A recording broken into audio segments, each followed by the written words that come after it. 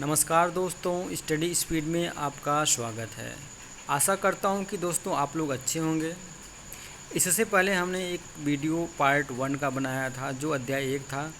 उसमें हमने यह जाना था कि यह किताब क्यों पढ़ना चाहिए और यह किताब कौन कौन लोग पढ़ सकते हैं। दोस्तों, एक तरीके से यह किताब सभी लोग पढ़ सकते हैं, सबकी, चाहे वो छात्र हों, चाहे उद्यमी हों, आप किसी भी सेक्टर में हों, आपके लिए यह किताब बहुत ही महत्वपूर्ण साबित हो सकती है और आपका जीवन इस किताब को पढ़ने या सुनने के बाद बिल्कुल बदल जाएगा, आपका नज़रिया बदल जाएगा। तो आज हम शुरू करने वाले हैं अध्याय 2 और इस अध्याय का नाम है खुद को पहचानो। खुद को पहचानो का अर्थ है कि आप अपनी क्षमताओं को पहचानो कि आप क्या कर सकते हो। तो चलिए शुरू करते हैं। राइटर का क्या कहना है। इस किताब के लेखक हैं तरुण सिंह। और हाँ दोस्तों, एक सूचना और आपको दे दूं, यदि आप यह किताब पढ़ना चाहते हैं तो अमेज़न से जाकर इस किताब को परचेज़ कर सकते हैं। और यह किताब यदि आप यूट्यूब से एक तरीके से आप चाहें तो मेरी आवाज़ को म्यूट करके आप खुद पढ़ सकते हो, या यदि हमारी आवाज़ आपको अच्छी लगे तो आप जो है यह किताब सुन सकते हो। तो चलिए शुरू करते हैं बिना किसी देरी के।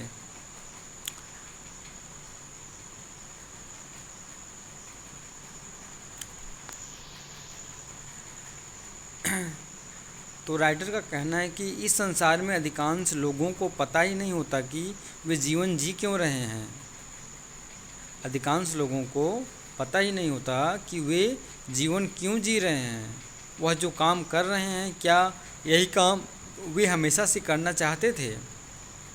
क्या वे अपनी तात्कालिक वर्तमान परिस्थितियों से खुश हैं? ज़्यादातर का जवाब होगा ना। ऐसा इसलिए है क्योंकि आज वे जहाँ भी हैं अपने मन से नहीं हैं। परिस्थितियों की धारा में वे बहते हुए यहाँ तक पहुँचे हैं। ऐसा तभी होता है जब आप अपने आप को स्वतंत्र छोड़ देते हैं हो। जैसे एक लकड़ी का टुकड़ा नदी में बहते बहते वहाँ पहुँच जाता है जहाँ नदी उसे पहुँचा सकती है। आपको लकड़ी का टुकड़ा नहीं, लकड़ी से बनी नौका बनना है जो कभी तो नदी के साथ रहेगी, कभी उसके विपरीत नहीं, कभी उसके विपरीत, लेकिन अपनी मर्जी से नहीं। जीवन परिस्थितियों के मुताबिक इसलिए भी हो जाता है क्योंकि हम जानते ही नहीं हैं कि वास्तविकता में हमें चाहिए क्या। कभी हम लोग वो चीज़ें पाना चाहते हैं जो हमारे दोस्तों ने पा ली है, कभी वह बनना चाहते हैं जो हमारे आसपास वाले बन गए हैं। इन्हीं सब कारणों से ऐसी चीज़ें प्राप्त हो जाने पर या उनके जैसा बन जाने पर भी हम खुश नहीं होते हैं, क्योंकि वह हमारी चाहत कभी थी ही नहीं। हम आत्मीय रूप से उसे नहीं चाहते थे, देखा देखी में हमने ऐसा किया। अधिकांश लोगों को अपने जीवन के अंतिम पड़ाव में जाकर समझ आता है कि उन्हें क्या बनना चाहिए था या क्या करना चाहिए था, क्योंकि स्वयं के साथ बैठने का और स्वयं के साथ वक्त बिताने का समय ही उन्हें अब जाकर मिला है, जब बहुत देर हो चुकी है। हम में से कितने लोग हैं जो अपने दोस्तों के लिए समय निकालते हैं, अपने घर वालों और अपने रिश्तेदारों, अपने आस पड़ोस वालों से भी समय समय पर मिलते रहते हैं। पर क्या आपने कभी स्वयं अपने साथ समय बिताया है? राइटर का दोस्तों कहने का तात्पर्य यह है कि क्या आप अपने साथ कभी समय बिताए हैं? आपने तो पड़ोसियों से मिला होगा, दोस्तों से मिला होगा, रिश्तेदारों से मिला होगा, लेकिन क्या आप अपने आप से रूबरू हुए हैं? तो इनका यह कहने का मतलब है। फिर आगे ये कह रहे हैं कि आपको लग रहा होगा कि यह कैसा अजीब सा प्रश्न है। हम स्वयं अपने साथ हमेशा ही होते हैं, परंतु आपको सोचकर थोड़ी हैरानी होगी कि कुछ लोगों ने तो अपने पूरे जीवन काल में 1 घंटा भी स्वयं को ठीक से नहीं दिया है। स्वयं के साथ होना, स्वयं से बात करने से फ़र्क है। क्या कभी आपने खुद से पूछा है कि इन्होंने 3-4 क्वेश्चन किए हैं तो देखता हूँ कौन कौन से क्वेश्चन किए हैं। पहला है, इस धरती पर आपने जन्म क्यों लिया है? तो इन्होंने एक क्वेश्चन पूछा है कि यदि आप अपने साथ होते हैं तो क्या आपने कभी अपने आप से यह प्रश्न पूछा है कि इस धरती पर आपने जन्म क्यों लिया है? क्या आप दूसरों से कुछ अलग हैं? आप इस ज़िंदगी से वास्तविकता में क्या चाहते हैं? आपको कौन सी चीज़ें पसंद और कौन सी नापसंद हैं? आप ज़िंदगी से जो चाहते हैं उसके लिए क्या क्या त्याग कर सकते हैं? कौन कौन से लोगों से आप हमेशा जुड़े रहना चाहते हैं? ऐसा उन्होंने प्रश्न किया है। फिर कौन कौन से लोगों से आप नाता नहीं रखना चाहते हैं? और एक आखिरी प्रश्न इन्होंने ये किया है, आपके मरने के बाद लोग आपको किस तरह के व्यक्ति के रूप में याद करें? तो इनका यह प्रश्न है। क्या आपने ऐसे प्रश्नों के जवाब या अपने आप से ऐसे प्रश्न किए हैं? तो आगे इन्होंने कहा है कि अधिकांश लोगों को अपनी ज़िंदगी में सफल ना हो पाने का दुख होता है, किंतु सोचिए उन लोगों का क्या जिन्हें पता ही नहीं कि वे इस जीवन से आखिर चाहते क्या हैं। ऐसे लोगों की हालत और दयनीय होती है। ऐसा इसलिए होता है क्योंकि उन्हें स्वयं को समझने पर कभी समय व्यतीत नहीं किया। जैसे एक डॉक्टर जब मरीज का मर्ज ना समझे उसे सही दवा नहीं दे सकता है, उसी तरह जब तक हम स्वयं को पहचानेंगे नहीं तब तक हम यह जान नहीं पाएंगे कि हम वास्तविकता में चाहते क्या हैं। हमें भी अपनी आत्मा का डॉक्टर बनना होगा। जैसे एक डॉक्टर मरीज की जांच करके यह पता लगाता है कि आखिर मर्ज क्या है, बिल्कुल उसी तरीके से हमें भी अपनी आदतों, स्वभाव और व्यवहार आदि की जांच करके यह पता लगाना होगा कि कौन सी कमजोरियों को सुधार कर और कौन सी नई आदतें विकसित करके जीवन के सच्चे लक्ष्यों को प्राप्त किया जाए। तो आइए समझते हैं कि स्वयं की पहचान कैसे करें। तो आगे इनका कहना है कि स्वयं की पहचान करने के लिए किसी एकांत स्थान पर बैठें और खुद से प्रश्न करें और पूरी ईमानदारी के साथ इन जवाबों की किसी कॉपी में लिख लें। और हाँ, ध्यान दें कि इन सवालों के जवाब आपने जल्दबाजी में ना लिखे हों। उनके जवाबों को सोचने के लिए आप मन मुताबिक समय लें। याद रखें, यदि आप अपनी ही ज़िंदगी का अध्ययन कर रहे हैं और इसलिए किसी भी तरह की लापरवाही आप ही को नुकसान पहुंचा सकती है, इसलिए पूरी ईमानदारी बरतें। सवाल जो आपको स्वयं से पूछना है। राइटर ने कहा है कि कुछ सवाल मैं दे रहा हूं जो आपको अपने आप से स्वयं पूछना है। पहला है, मेरे जीवन का लक्ष्य क्या है? दूसरा है, क्या मैं अब तक के जीवन से संतुष्ट हूँ? तीसरा है, जैसे मैं अब तक जीता आ रहा हूँ अगर आगे भी इसी तरह जीता रहूँ तो क्या मैं अपने लक्ष्य तक पहुँच सकता हूँ? अगला है, क्या अब तक किए गए मेरे सभी चुनाव सही थे? अगर वे गलत थे तो मैंने गलत चुनाव क्यों किए? लक्ष्य तक पहुँचने के लिए मुझे किस तरह के बदलाव की ज़रूरत है? आने वाले समय में मैं अपनी चुनावों को कैसे सही कर सकता हूँ? अब हम सिलसिलेवार ढंग से सभी प्रश्नों को समझने की कोशिश करते हैं। राइटर ने जो प्रश्न दिए हैं अब उस पर डिस्कस करने की बात कर रहे हैं। तो इन्होंने लिखा है आगे, पहला प्रश्न जीवन लक्ष्य के बारे में है। जो पहला है वो जीवन लक्ष्य के बारे में है। इन्होंने इसमें लिखा है कि लक्ष्य बहुत बड़ा और भारी शब्द है। इस दुनिया में बहुत से लोग बिना लक्ष्य के ही जीवन जी रहे हैं।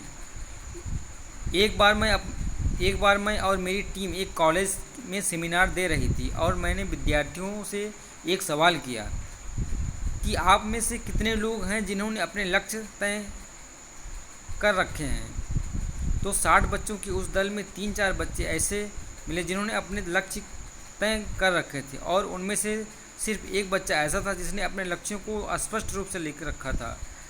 तकरीबन यही अनुपात इस पूरी दुनिया में है।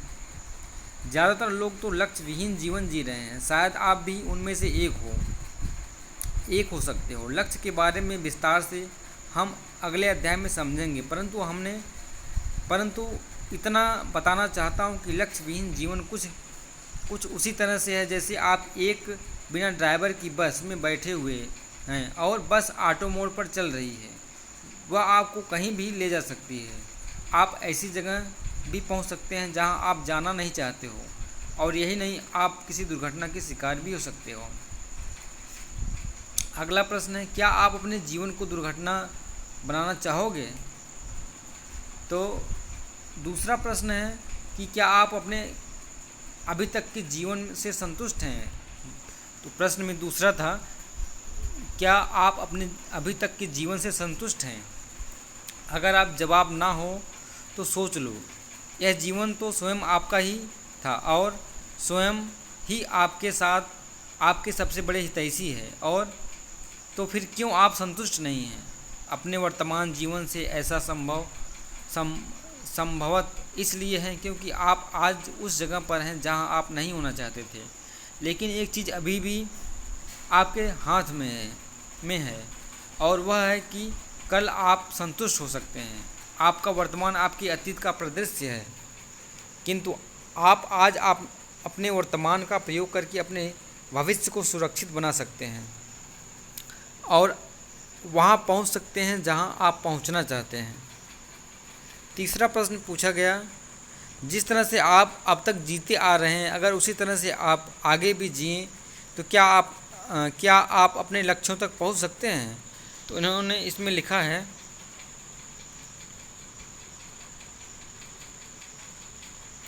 आप भी जानते हैं कि अब तक का जीवन आपने व्यर्थ किया है, तो इतना तो निश्चित है कि अगर आपने अपने भी इसी तरह से जीवन व्यतीत किया है तो यही पश्चाताप आपको आगे भी होगा। तो ज़रूरत है बदलाव की, जीवन जीने के तरीकों की, बदलाव लाने की। यह बदलाव आपके निश्चित लक्ष्य को पाने में आपकी मदद करेंगे। चौथे प्रश्न में आपने यह पूछा कि क्या आपके द्वारा किए गए सभी चुनाव सही थे? तो इन्होंने इसमें लिखा है कि एक मशहूर लेखक ने कहा है कि ज़िंदगी चुनावों का ही परिणाम है। आपका हर छोटे से छोटे चुनाव ही आपकी आने वाली ज़िंदगी में बड़े बड़े परिवर्तन कर सकता है। कहा जाता है कि आप आज जैसे भी हो वह मात्र अपने पुराने चुनावों का ही नतीजा हो। अपने चुनावों को सही करके आप अपनी आने वाली ज़िंदगी को नई दिशा दे सकते हैं। पाँचवें प्रश्न में आपको स्वयं से यह प्रश्न पूछना है कि अगर आपके चुनाव गलत थे तो आपने गलत चुनाव क्यों किए? तो आगे इन्होंने लिखा है, सोचिए आपका सबसे ज़्यादा भला सोचने वाला स्वयं आप ही हो, तो या कह सकते हैं कि आपके सबसे बड़े हितैषी स्वयं आप ही हैं, फिर भी आप गलत चुनाव क्यों कर लेते हैं? है ना थोड़ा सा अजीब। हम सब जानते हैं कि हमेशा सुबह जल्दी उठना चाहिए, इसमें से हमारा स्वास्थ्य सही रहता है, इससे हमारा स्वास्थ्य सही रहता है। हम व्यायाम का योग कर सकते हैं, हम व्यायाम या योग कर सकते हैं, मॉर्निंग वॉक करके ताज़ा ऑक्सीजन ले सकते हैं, और तो और इससे हमारे पास ज़्यादा समय भी रहेगा और हम ऑफिस में सही समय पर पहुंच जाएंगे। इन सारे फ़ायदों को जानने के बाद भी हम में से बहुत से लोग सुबह देर से उठते हैं और बहुत सी चीज़ें ऐसी अच्छी आदतें हैं जो हमारे लिए बड़ी अच्छी हैं, लेकिन फिर भी हमें उन्हें फॉलो नहीं कर पाते हैं। आखिर ऐसा क्यों होता है? आइए समझते हैं। ऐसा होता है हमारे मन के कारण। मन हमेशा नज़दीक का फ़ायदा पहले देखता है और उसे जल्द से जल्द पाना चाहता है। वह दूर का फ़ायदा भी उतना ही शिद्दत से चाहता है, किंतु उसे पता है कि अभी तक फ़ायदा उठा लो और दूसरे के फ़ायदे के लिए ज़रूरी क्रिया को वह अगले दिन तक के लिए या अगले कुछ समय तक के लिए टाल सकता है।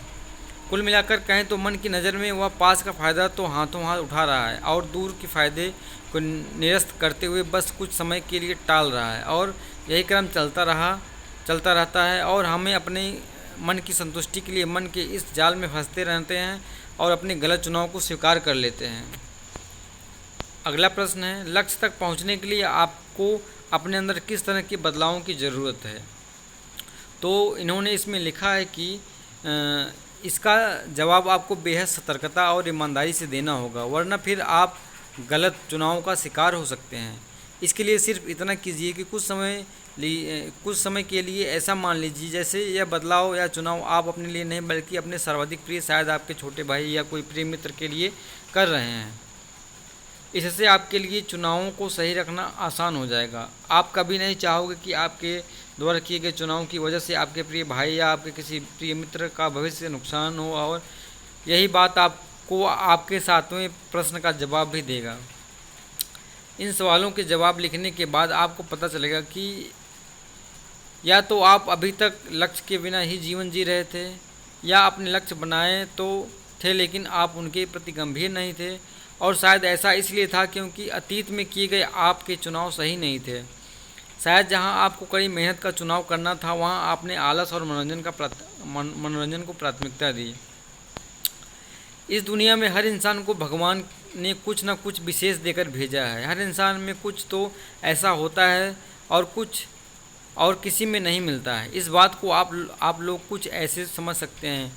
आप लोग अपने आसपास के 5 लोगों की लिस्ट बनाइए जिन्हें आप काफ़ी करीब से जानते हैं, और उनकी उस विशेषता के बारे में सोचना शुरू कीजिए जो आपके ख्याल से किसी दूसरे से उन्हें अलग बनाती है, और आप पाएंगे कि सच में ऐसा कुछ न कुछ तो हर इंसान में है जो विशेष तौर पर सिर्फ उसी में है। बस इसी विशेष बात की हमें स्वयं में भी पहचान करनी होगी। अब बात करते हैं कि इससे होगा क्या। यह विशेषताएं आपको आपके जीवन लक्ष्य का सही चुनाव करने में मदद करेंगे। इन विशेषताओं के साथ आपके लिए अपने लक्ष्यों को पाने का कठिनतम रास्ता भी आसान हो जाएगा, क्योंकि आपने अपने लिए वही चुनाव किया होगा जिसके लिए आप विशेष तौर पर बने हैं। इससे आपका मार्ग भी आसान हो जाएगा, और मंजिल तक पहुंचने के बाद प्राप्त खुशी भी आपकी अपनी ही होगी, और उतनी ही सच्ची भी। इस चीज़ को हम उदाहरण से समझ सकते हैं। आप लोगों ने सचिन तेंदुलकर और विश्वनाथ आनंद के बारे में तो सुना ही होगा। दोनों ही अपने खेल के महानतम खिलाड़ियों में गिने जाते हैं। सोचो क्या होगा अगर इन दोनों खिलाड़ियों के खेलों को एक दूसरे में बदल दिया जाए। अगर सचिन शतरंज खेलते और विश्वनाथ क्रिकेट, तो क्या यह संभव था कि जिस मुकाम तक वे आज पहुँचे हैं वहाँ पहुँच पाते? हो सकता है कि वे कड़ी मेहनत के बल पर अच्छे खिलाड़ी तो बन जाते, पर शायद महानतम नहीं बन पाते, क्योंकि उन्हें अपनी नैसर्गिक प्रतिभा के अनुसार अपने लक्ष्य तय नहीं किए होते। अगर जीवन लक्ष्य व्यक्ति की नैसर्गिक प्रतिभा के अनुरूप हो तो लक्ष्य हासिल करने का कठिन से कठिन मार्ग भी सहज लगने लगता है। अब प्रश्न यह उठता है कि व्यक्ति अपनी कुछ विशेष प्रतिभा का पता आखिर कैसे लगाए। इसके लिए आपको अपने आप से यह 2 प्रश्न और करने होंगे। कौन सा कार्य करने में आपको मेहनत नहीं करनी पड़ती, अपितु आपको आनंद प्राप्त होता है, और आप उस काम को कितने भी देर तक कर सकते हैं? उस कार्य के लिए क्या दुनिया आपकी कार्य कुशलता को लोहा मानती है? तो सर्वप्रथम उस कार्य का पता लगाइए जो बाकी लोगों के लिए तो कठिन है, किंतु आप खेल में उसे बड़े आराम से पूरा कर लेते हैं। इससे आपको अनुभव होगा कि इस काम के लिए ज़रूरी कुशलता या आप में शुरू से ही थी, या अनजाने में अत्यधिक प्रयासों से आपने प्राप्त कर ली। अब इसे प्रमाणित करने के लिए अपने शुभचिंतकों के और आलोचकों से भी इस बारे में विचार विमर्श करें। उन्हें आप इस कार्य में सही में कुशल लगते हैं या नहीं, और अगर लगते हैं तो क्या उनके दिए हुए कारणों से आपको आत्मविश्वास को बल मिलेगा, और आपको समझ आ जाएगा कि आप सही में इस कार्य के लिए दूसरों से कुछ अधिक कुशल हैं। अपनी क्षमताओं का पता होना इसलिए भी ज़रूरी है क्योंकि इनसे हमें हमारी सच्ची क्षमताओं का पता चलता है, और जो प्रेरित करती है हमें अपने सच्चे जीवन लक्ष्यों को बनाने के लिए, सपने देखने के लिए, कल्पना करने के लिए, योजना बनाने के लिए, और योजना पर क्यों टिके रहना है या स्वयं को बताने के लिए भी। आप सभी ने यह कहानी तो सुनी होगी कि एक बार एक चील मुर्गी के घोंसले में अंडा दे जाती है, जिसमें पहले से मुर्गी के अंडे पड़े थे। कुछ समय बाद भी सभी अंडों में से बच्चे बाहर निकलते हैं, और उन सभी बच्चों में से एक चील का बच्चा होता है, परंतु उस चील के बच्चे को अपने नैसर्गिक प्रतिभा का पता नहीं चल पाता। वो स्वयं को मुर्गी का बच्चा ही मानता रहता है, मुर्गी के बच्चे की तरह ही पैदा होता है और मुर्गी के बच्चे की तरह ही जीता है, उनके साथ साथ ही बड़ा होता है और एक दिन मुर्गी के बच्चे की तरह ही दम तोड़ देता है। वह पूरी उम्र वही मानता है और करता है जो उसने अपने आसपास देखा और सीखा। एक बार चील के बच्चे ने एक बड़ी चील को देखा और अपनी मुर्गी माँ से कहा कि माँ, यह कौन सा पंछी है जो इतना ऊंचा उड़ रहा है। तो मुर्गी ने कहा कि बेटा, यह चील है, यह विशेष है, किंतु तुम मुर्गी हो इसलिए तुम इतना ऊंचा नहीं उड़ सकते हो, तो इस बात में कभी सोचना भी मत, यह तुम नहीं कर सकते हो। और चील का बच्चा इस बात को सच मानकर पूरी ज़िंदगी मुर्गी की तरह जिया और मुर्गी की तरह ही मर गया। तो दोस्तों सोचो दोस्तों, वह चील का बच्चा था, आसमान में उड़ने के लिए ही प्रकृति ने उसे बनाया था, किंतु नैसर्गिक प्रतिभा के होते हुए भी सिर्फ अपनी असली प्रतिभा का पता न होने की वजह से उसने अपना पूरा जीवन व्यर्थ कर दिया। न ही वह चील के तरह जी सका और न ही अच्छी मुर्गी बन सका। अपनी कुशलता और क्षमताओं से परिचित होकर आप न सिर्फ अपने जीवन का अपितु अपने समाज का भी कल्याण कर सकते हैं। तो किसी भी तरह के लक्ष्यों को निर्धारण से पूर्व यह पता करना आवश्यक है कि आपके कौन से गुण आपके समाज के लिए लाभकारी हो सकते हैं। यानी कहने का इनका तात्पर्य यह है कि लक्ष्य निर्धारण से पूर्व यह पता करना आवश्यक है कि आपके कौन से गुण आपके और समाज के लिए लाभकारी हो सकते हैं। तो फिर ढूंढिए अपने अंदर उन नैसर्गिक प्रतिभाओं को जिसके कारण आप विशेष हो और दो अपने जीवन को एक नई दिशा। यह नैसर्गिक प्रतिभा ही आपकी सच्ची पहचान है। तो दोस्तों दूसरा अध्याय यहीं ख़त्म होता है और अगला अध्याय फिर हम लेकर आएंगे नेक्स्ट एपिसोड में। दोस्तों उम्मीद करता हूँ कि यह कहानी या यह किताब आपके जीवन में बहुत ही काम आएगी और पूरी डेडिकेशन से आप पार्ट 1 सुनिए, पार्ट 2 सुनिए और ऐसे मैं सीक्वेंस भाई जो है बनाता रहूँ ताकि वीडियो लंबा भी ना हो और आप इसे आसानी से सुन सकते हैं। यदि हमारी आवाज़ आपको अच्छी ना लगती हो या उतना क्लियरफुल ना लगती हो तो आप यह जो है किताब खुद पढ़ सकते हो। अमेज़न से जाकर यह किताब परचेज कर सकते हो या आप यूट्यूब से भी पढ़ सकते हो। हमारी आवाज़ को म्यूट कर दीजिए और यह किताब आप आसानी से पढ़ सकते हैं अपनी भाषा में अपनी समझ से। तो हमारा नेक्स्ट अध्याय होगा लक्ष्य निर्धारित करो। यह टाइटल है, लक्ष्य निर्धारित करो।